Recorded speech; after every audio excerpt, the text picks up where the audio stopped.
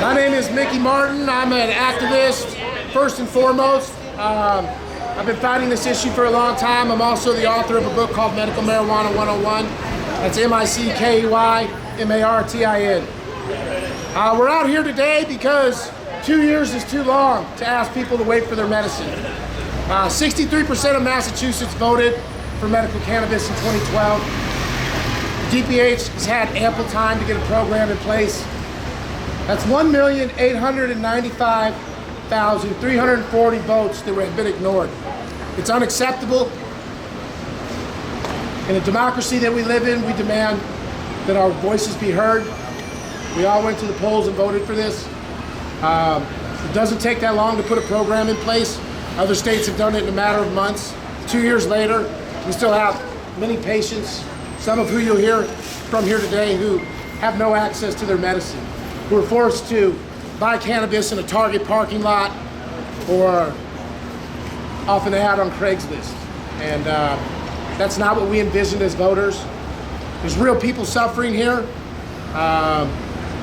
Every day people come down with debilitating illnesses that cannabis is a good alternative for. Without access to that medicine, we're forcing them to take more dangerous, usually opiate-based drugs. In states that have medical cannabis laws, there's a 25% less rate of opiate overdose. That's tens of thousands of people whose lives have been saved. We demand that DPH put this program in place immediately. Over $3 million they took in from applicants looking to open dispensaries and provide this access for patients. 2 years later, we have no plants in the ground, no medicine for our patients, and patients are still forced to access medicine from unknown sources. We demand that they expedite these applications, that they allow the dispensaries that are in the process to get opened rapidly, that they allow for caregivers to serve more than the one patient that they regulated for. That's an unacceptable model for anybody who provides cannabis. In order to make it a worthwhile business model, they should at least have 5 to 10 patients that they can serve through their cultivation. Patients pay the price for this. You know, these are the people who don't have their access, whose quality of life is not better. They also need to issue the permits in all counties as was voted in by law immediately. And they should at least have the courtesy to put 35 dispensaries in place for the hundreds of thousands of people who will qualify for this program once it's up and running. 11, 15 dispensaries is not enough to serve that many people. You're going to put a strain on the supply and limit what's available. So we hope that they'll do 50 dispensaries or better over the next year and allow caregivers to service multiple patients.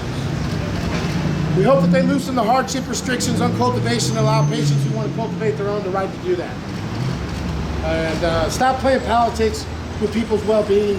This is unacceptable. Our next speaker is Bill Downey with Yankee Caregivers. He provided access for people and was shut down by the Department of Public Health. Currently has a lawsuit pending. Thank you, Mickey. And thank you all for coming. I think this is a great demonstration of democracy in action. This is the way politics should work. Unfortunately, we shouldn't have to do it because patients are made to suffer by a state agency. But that's why we're here today, because the people who voted in November of 2012. And here it is, October of 2014. We all supported the availability of medical marijuana for patients, and it's still not available to patients. It's almost exactly 2 years later. What's happened? Why do we not have access? The law made a special provision so that if there were problems opening dispensaries, patients would still have access to cannabis. That special provision were the caregiver regulations that were part of the statute. Caregivers were supposedly allowed to take care of patients until dispensaries opened. The dispensary approval process has been delayed, as Mickey mentioned, by incompetence by DPH, by what appears to be corruption, by what appears to be an inability to overlook multi-million-dollar potential clients for the agency who have actually lied openly on their applications even in the second round of applications, after it was shown in the first round there were many lies, they still didn't find the lies in the applications. They have plenty of money, plenty of time to find these lies, and yet they don't. We have to depend on people like the Boston Globe and the Lawrence Eagle Tribune and other news outlets to find the lies on the applications for us instead of DPH, the people who are supposed to do it. Of course, they're also the people who are supposed to get access for patients, and they somehow haven't done that either. In fact, they've done quite the opposite. They've worked really hard to make sure that patients don't get access. What am I talking about? They wrote up regulations that made it as hard for patients to get access to cannabis as they possibly could. These regulations seem as though they were written by a member of the law enforcement community who doesn't want medical marijuana to happen. In fact, I have a strong feeling that the Department of Health depended very heavily on police for advice, on people who do drug counseling, who have a financial interest in maintaining the war on marijuana, for their advisors. And that's why we are where we are today. They thought medical marijuana is a joke from the beginning. They thought medical marijuana users are drug addicts, period, not patients. They don't understand. The people had to do an end run around our legislature with a ballot initiative so that we could finally get this thing passed. We've had medical marijuana laws suffering in our legislature for over 30 years before the ballot initiative came. Why did the legislature sit on their hands on this issue? An issue that's so incredibly popular with the people. 63% of us voted for this issue. Why didn't the legislators stand up and say, this is a popular issue, I'm going to be a champion for it? Why? Because they're all wimps. And the DPH is a bunch of wimps too. They haven't any guts. If they had enough guts, they'd stand up and they'd do something about this problem. They'd help patients who are suffering every day. Why aren't they helping? Well, I don't know. Maybe it's the Patrick administration doesn't want to be associated with medical marijuana. Because of course, Deval Patrick has national visions for becoming a giant national leader, and having marijuana besmirch his name would be difficult for him on the national scene. So maybe that's why they're not acting.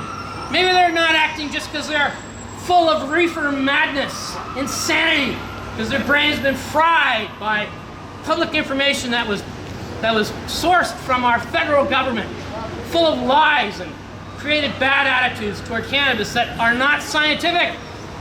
If it was scientific based, we would have medical marijuana years ago. Many people have suffered many, many years because of the stupid reefer madness that our government has pushed on us. And it's time for reefer madness to stop.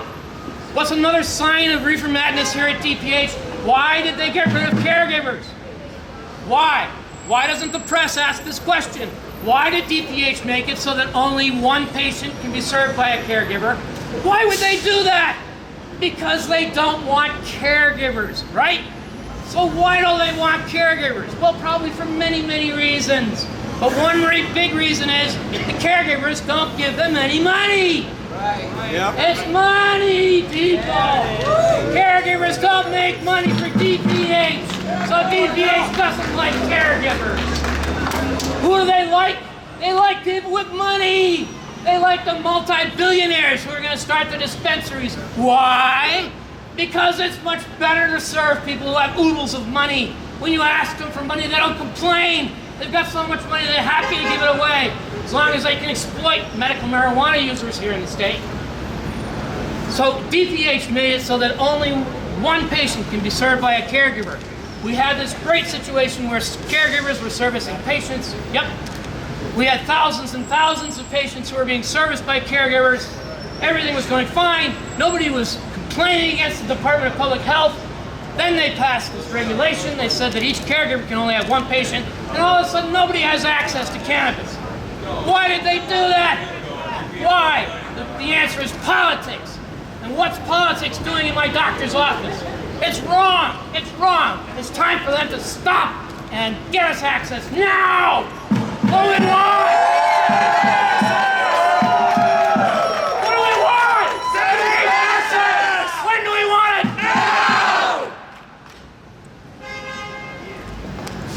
Bill Dowdy. That's it. Passionate time. Next, we have Jill Osborne and her daughter Haley. Jill is a parent whose child can greatly benefit from access to safe cannabis medicines, and she's going to share her story with you. I just want to thank you all for coming out today, for taking the time to be here and support the patients of Massachusetts who are being denied access to life-changing and in some cases, life-saving medicine.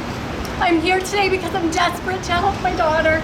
I am sad, I am scared, I am frustrated. My 7-year-old daughter Haley is a patient without access. She has a severe form of refractory epilepsy, and on any given day she can have up to 100 seizures.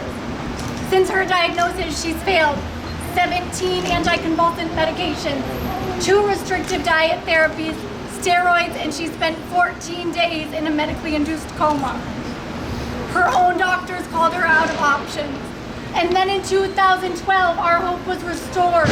Massachusetts voters overwhelmingly passed a medical marijuana law, and I had seen patients, kids in other legal states have miracles on this medicine. And I hoped that Haley now would have a chance to heal. But in the 2 years since that vote, my daughter has had 9,000 seizures. Haley suffers on a daily basis without consistent access to this medicine. Despite patients and voters pleading with this administration and officials to implement the medical marijuana program, the state has failed our voters and they've failed Haley. They're allowing her life to be in danger every day. Patients and parents like me are told to be patient. Be patient. How much patience could you have if it were your child? Haley's life is in danger every day. But Haley's just one of the thousands of patients in Massachusetts who are floundering without access to cannabis medicine. And even when dispensaries open, if they ever actually get open, they'll only cater to the needs of the majority of patients. We need to expand the caregiver program so that patients with unique needs, patients like Haley, who need specific strains grown for them, get that access so they can have treatment tailored to their needs. And while officials might have the luxury of time to debate if and when and how to implement this program, my family doesn't have that luxury. I'm left holding my convulsing child every day, just trying to keep her alive long enough to see her get a chance to try the medicine that could be her miracle. I'm out of patience because my daughter is running out of time. So what can you do to help? Help Haley. Call the DPH. Write Governor Patrick, your senator, your state reps, and take your support to the polls. There is still time to register to vote. Vote for the candidates who are going to listen to their voters instead of ignoring them. I can plead here all day, but in the end, it's not even my voice that matters. It's Haley who's being denied this opportunity, and Haley has something that she wants to say. I do not want seizures anymore, but I want medicine that can take them away. Please don't let my daughter die waiting for medicine. Cannabis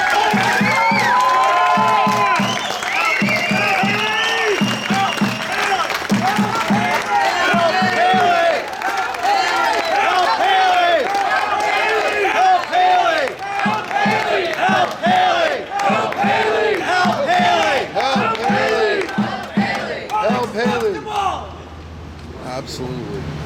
And you hear stories like that and you can't help but getting choked up inside because those are real people. They're suffering every day because of DPH's failures. I'm gonna bring up another family right now. Cynthia and Keith Geddick, whose child suffers from a similar problem. And they're gonna share their story with you. Good morning, thank you for being here. In a report entitled Death by Medicine, released by Gary Nell, PhD, he details the number of people having in-hospital adverse reactions to prescribed drugs to be 2.2 million people per year. That's 2.2 million people per year that have adverse reactions to prescribed drugs. The most stunning statistic, however, is that the total number of deaths caused by conventional medicine is an astounding 783,936 per year. Let that sink in. 783,936 deaths per year due to pharmaceutical drugs. This is unacceptable. On the other hand, in an 8-year study from the Family Council dating from 1997 to 2005, there were 287 reported deaths linked to marijuana. That's 287 in 8 years. The following is a direct statement that will help clarify the Family Council's findings, and I quote, "These people may not have died from a marijuana overdose, but if they had not used marijuana, they might still be alive today." And let's be honest, that's not a truthful finding, and clearly that's not a cause of death. I realize that those deaths are not just statistics, they are human beings, and I offer my sincere condolences to the loved ones of those lost tragically. I don't know what it is like to lose a child or a loved one to such unacceptable conditions, and I don't wish to minimize their deaths. I also do not want to experience the death of my own child. So I stand here today pleading for the chance to save my own and countless others' children. Given those statistics, there is only one thing to conclude, and that is marijuana is the safest medicine on the planet. Yeah. Marijuana should be legal, and every patient, regardless of their ailment, should have immediate and unhindered access. Allow me to introduce to you my daughter, Rebecca. All right. While Rebecca will need to take medicine for the rest of her life, her condition known as hippocampal malrotation will not cause her death. But ultimately, the numerous medications will, as she has had numerous side effects from her medications. I want the freedom to choose her future while she is dependent upon us, not settle for second best. She has as much a right to the best quality of life as you and me. She has a right to live happily and free from fear of another seizure. Our position as parents in a free society is to secure our children's futures, to protect them from the outside harm, and enable them to live independently and without dependence on the government. I'm sure you will all agree. How can we do that when the government is stealing our choice to do so, but by denying and stalling our right to choose the best medicine for our children? We cannot wait any longer. Our children do not have the luxury of time. They are suffering every minute of the day with the direct effects of their condition, compounded by the side effects of pharmaceutical drugs, if the drugs work at all. Rebecca is amazing. She fights on regardless of her condition and regardless of her side effects. She is a warrior and will one day overcome her condition with the aid of cannabis. I am confident of this. And she will stomp that negative stereotype of being a marijuana user to the ground. And she will show the world that God put a plant on this earth to treat her condition with zero side effects. While we pray for there to be a cure, there is one, and it is cannabis. So here we are lobbying for access to the cure. We are here to stand up and be a voice for thousands of children like Rebecca who are vulnerable to their condition. We know they are worth the effort. Ultimately, they are our future. Rebecca would like to say something. Maybe not. Thanks again. Bye, Rebecca.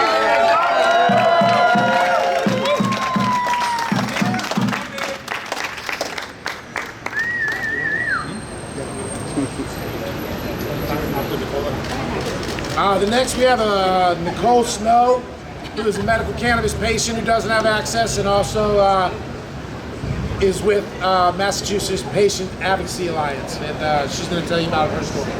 Thank you everybody for coming. My name is Nicole Snow and I am a patient advocate as well as a patient with Massachusetts Patient Advocacy Alliance. I've been working with MPAA since before this law passed, since 2010. Only this July 2014 I decided to become a medical marijuana patient. 2 neck injuries from 2 car accidents, the last one in January 2013. Left my left side considerably weaker than my right. I suffer from debilitating pain. Without medical cannabis, I have nothing to keep the pain and inflammation down. After 6 months of prescription medicine, I was poisoned by ibuprofen. 600 milligrams 3 times a day for an 135-pound woman is too much medicine. Yes. My left leg internally bled. I felt like I had a tourniquet around my leg. I was scared. I went to the doctors the next day and they verified by ultrasound that my left leg was internally bleeding. I had a contusion on my vein. I was ordered off of all medications.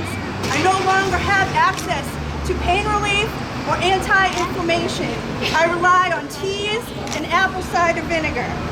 I suffer without medical cannabis until I decided to become a patient this July. And so I got my recommendation. Prior to this, it was suggested by 2 doctors to consider Social Security disability. But because I'm fully capable when I use medical cannabis, I want my medicine. I want safe access.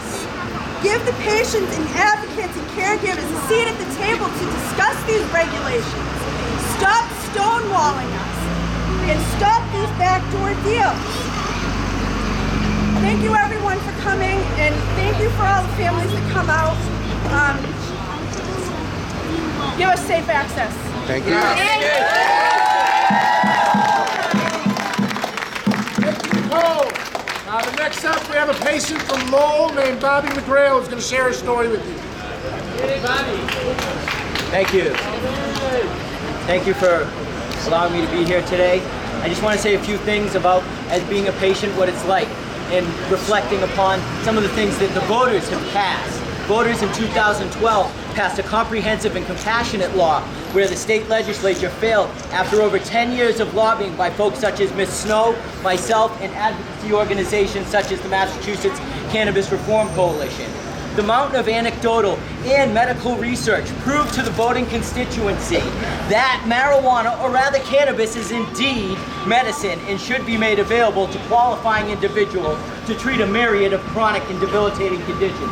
The State Department of Public Health was tasked with implementing the law, specifically crafted with patients in mind. After almost 2 years, with a mandate requiring dispensaries to be opened within 1 year and over $3 million collected in dispensary fees, there is still no safe, reliable source to obtain unadulterated and quality cannabis on a consistent basis, which is extremely important in establishing a better quality of life. The longer the state panders to the growing hysteria surrounding this plant and delays the process with the good old boy network shenanigans and politics as usual, the more people will suffer and die due to greed and self-interest. It is deplorable to deny sick patients their medicine, and the current regulatory scheme is doing just that, and this is unacceptable. Whereas we demand the State Department of Public Health eliminate these barriers to access and honor the will of the voters by A, removing all fees for patients and expanding the current hardship provision, balancing the dispensary's advantage over indigent medical consumers such as myself. Removing these fees will make way where we could have never imagined and balance this injustice where money has corrupted the process. Allow caregivers, second, to serve multiple patients. C, and lastly, permit caregivers to be duly compensated for their work. It is long past time to see this program up and running, wouldn't you think? And put an end to the current backdoor deals which benefit only the privileged and those connected to the good old boy network. There is still no marijuana available. The DPH is ready to register patients and asking for more money and delivering on none of their mandated directives, and this is unacceptable. Thank you.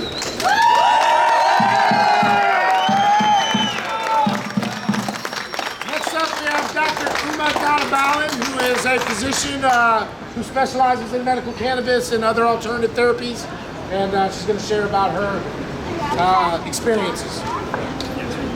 Good afternoon, everybody.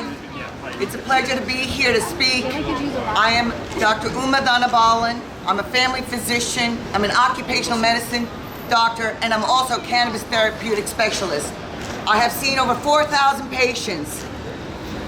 In this field, cannabis is a medicine, and no one has died from cannabis. No one has died from cannabis. We have killed people with narcotics, pharmaceutical medications, and so many medicines that are available on the street, over-the-counter medicine. When I was a family physician, the average patient I saw was on 5 medicines. They're on a blood pressure medicine, a diabetes medicine, a cholesterol medicine, a GERD medicine for reflux, and an anti-anxiety or depression medicine. That is just to name 5 of the medicines that they're on. Never mind your over-the-counter medicine. Cannabis is a medicine. And my statement is, cannabis is not an entrance drug. It is an exit drug from pharmaceuticals and narcotics. I repeat that again. Cannabis is not an entrance drug. It is an exit drug from pharmaceuticals and narcotics.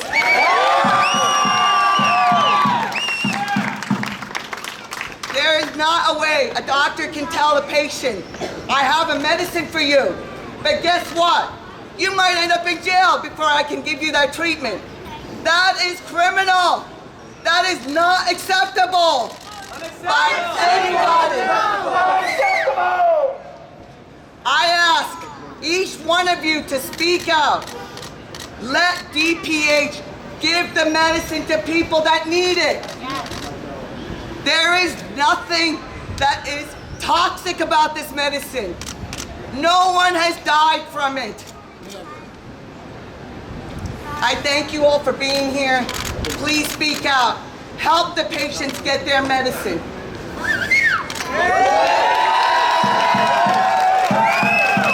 Next up, we have Dr. Keith Saunders, who's going to discuss patients' rights. Hi, I'm Keith Saunders. I'm a sociologist. Originally got my PhD from Northeastern University. I've taught at UMass Lowell. I'm on the board of directors of the National Organization for the Reform of Marijuana Laws. I'm here to address a couple things about the particulars of the policy that the DPH enacted. There are elements of it that were at their will and their discretion. A couple of those include what the patient recommendation would look like. Well, what the DPH did is, unlike with every other type of recommendation or prescription drug, when you go to your pharmacist and you have a prescription for some type of a substance that you need to pass over to the pharmacist, nowhere on that prescription does it say what condition you have. In fact, that would be a violation of HIPAA, patient privacy laws, because the pharmacist is a third party. He is not the patient and he is not the physician. It is not the pharmacist's business why the patient is taking the substance. It is only the pharmacist's concern that the patient have the proper documentation. When recommending medicinal cannabis, Massachusetts physicians are required to place on the recommendation the physical condition the patient suffers from. This is a violation of privacy done by the Massachusetts Department of Public Health, like they don't know any better.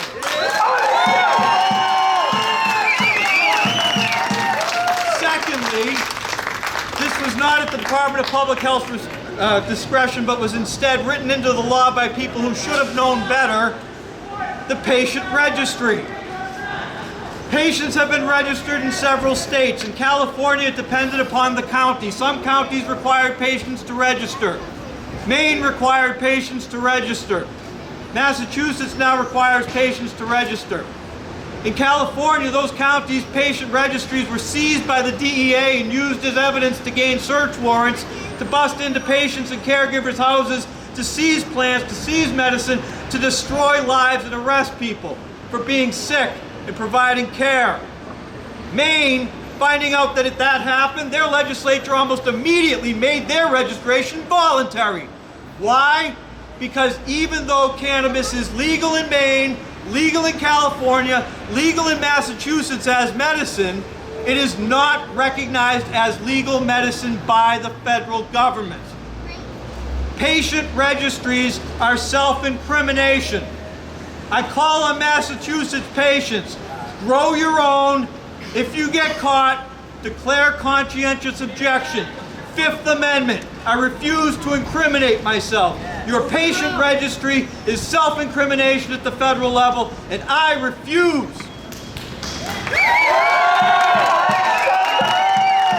time has come for us to provide patients medicine, and if the DPH will not do it, it is up to us to do it by any means necessary.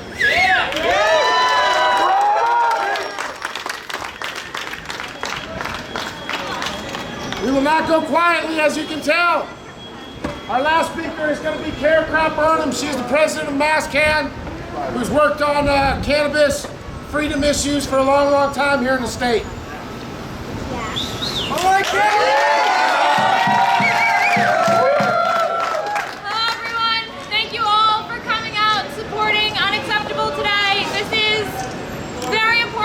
Patients have access to safe medicine every day.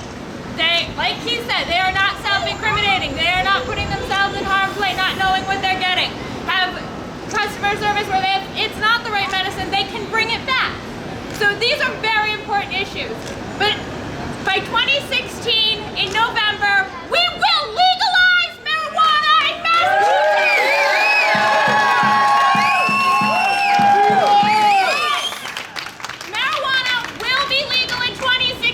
If the DPH cannot figure themselves out in that time, patients will have access with everyone else by January of 2017. Yeah! So don't forget that we will do this. We are not done. We are going to protect the patients today, we are going to protect the patients tomorrow, and we are going to legalize in 2016. Make sure that you are registered to vote. If you haven't registered, it's very easy. Just go to your city hall, sign a little form, you're all done. We have to stand up for our rights as American citizens. I believe in freedom. Do you? Yes! Do you believe that everybody deserves to have the freedom to do what they want with their bodies? Yes! Then are you going to register to vote? Yes! Then are we going to legalize marijuana in 2016? Yes!